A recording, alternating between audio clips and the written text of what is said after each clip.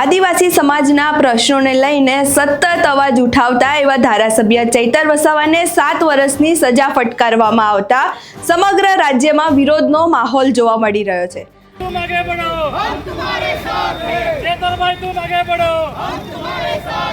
આજ સાથે અનેક શહેરોમાં લોકો રસ્તા પર ઉતરી તેમના સમર્થનમાં પદયાત્રા અને વિરોધ પ્રદર્શન કરી રહ્યા છે।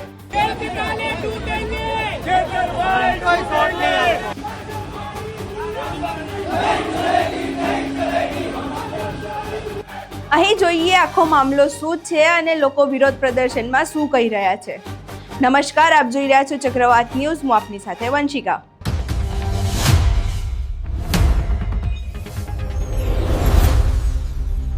આમ આદમી પાર્ટી દ્વારા આજે રાજ્યભરમાં ચૈતર વસાવાના સમર્થનમાં સપોર્ટ માર્ચનું આયોજન કરવામાં આવ્યું હતું। સુરત, બારડોલી, અમદાવાદ, જૂનાગઢ સહિત રાજ્યોના વિવિધ શહેરોમાં મોટી સંખ્યામાં કાર્યકર્તાઓ અને સમર્થકો રસ્તા પર ઉતરી વિરોધ નોંધાવ્યો હતો। પાર્ટીનું કહેવું છે કે ચૈતર વસાવા સામે થયેલી કાર્યવાહી અન્યાયપૂર્ણ છે અને તેમને ન્યાય જોઈએ છે। આ સમર્થનમાં ગોપાલ ઇટાલિયા પણ જોડાયા હતા અને ગોપાલ ઇટાલિયાએ ભાજપ સામે શું આકરા પ્રહાર કર્યા છે તેના પર નજર કરીએ। આદિવાસીઓને વિસ્થાપિત કરવામાં આવે છે, એ વિસ્થાપિત આદિવાસીઓ માટે લડવાનો ગુનો કર્યો છે। આદિવાસી વિસ્તારોમાં નકલી કચેરીઓનો ભાંડા ફોડવાનો ગુનો કર્યો છે અને આવી રીતે સમાજ માટે, યુવાનો માટે, લોકો માટે લડવાનો એને ગુનો કર્યો છે। એ ગુનામાં 7 વર્ષ સુધી જેલની સજા એને થઈ છે। ગુજરાતમાં અનેક ભૂમાફિયાઓ, ટેન્ડર માફિયાઓ, કોન્ટ્રાક્ટ માફિયાઓ, હલકી ક્વોલિટીની દવાઓ પધરાવી દેનારાઓ, નકલી વસ્તુઓ બનાવનારાઓ, હજારો ક્રાઇમ કરનારા લોકો છે। ગુજરાત આખામાંથી ગુનો કરનારા એકેય વ્યક્તિને 7 વર્ષની સજા નથી થઈ, પણ ચૈતર વસાવાને થઈ। કેમ કે ચૈતર વસાવા ગુજરાતની જનતા માટે લડે છે। મોરબીની અંદર બ્રિજ તૂટી ગયો, 7 વર્ષની સજા નથી થઈ। રાજકોટમાં અગ્નિકાંડ થયો, અનેક ભૂલકાઓ સળગીને મૃત્યુ પામ્યા, 7 વર્ષની સજા ન થઈ।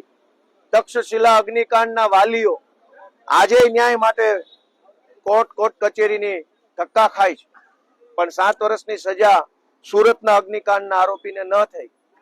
ગુજરાતમાં બોટાદ જિલ્લામાં લઠ્ઠાકાંડ થયો, 50 કરતા વધુ લોકો લઠ્ઠાકાંડમાં મૃત્યુ પામ્યા, એના આરોપીને 7 વર્ષની જેલની સજા ન થઈ। ખેડામાં લઠ્ઠાકાંડ થયો, 7 વર્ષની જેલની સજા ન થઈ। આટકોટમાં બળાત્કાર કર્યો ભાજપના માણસોએ હોસ્ટેલની અંદર જઈને, 7 વર્ષની જેલની સજા ન થઈ।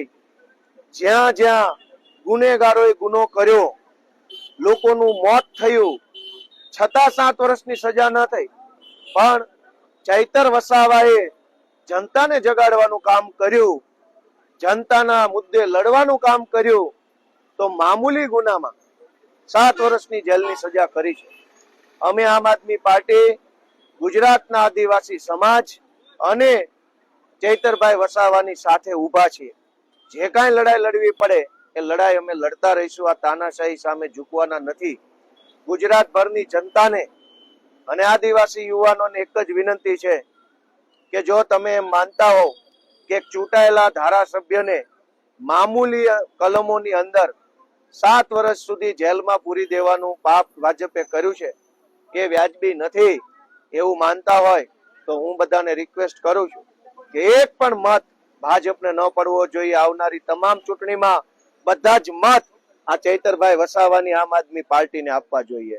ભારત માતા કી ન્યાય આપો, ન્યાય આપો, ચૈતરભાઈને ન્યાય આપો, ન્યાય આપો, ન્યાય આપો, ચૈતરભાઈને ન્યાય આપો, ન્યાય આપો, ન્યાય આપો, ચૈતરભાઈને ન્યાય આપો, ન્યાય આપો, ન્યાય આપો, ચૈતરભાઈને ન્યાય આપો। चैतरभाई तुम आगे बढ़ो, हम तुम्हारे साथ हैं। चैतरभाई तुम आगे बढ़ो, हम तुम्हारे साथ हैं। चैतरभाई तुम आगे बढ़ो, हम तुम्हारे साथ हैं। लड़ेंगे, जीतेंगे, लड़ेंगे, जीतेंगे, लड़ेंगे।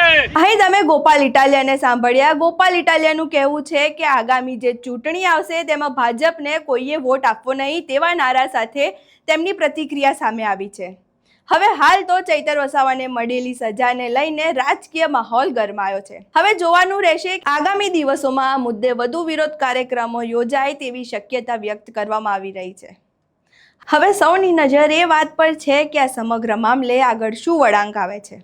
અહીં તમે આખો મામલો સાંભળ્યો. આ મામલે તમારા શું મંતવ્યો છે અમને કમેન્ટ બોક્સમાં જરૂરથી જણાવજો. જો અમારો વિડીયો પસંદ આવ્યો હોય તો અમારા વિડીયોને લાઇક કરો, શેર કરો અને અમારી ચેનલને સબસ્ક્રાઇબ કરવાનું ભૂલશો નહીં. નમસ્કાર.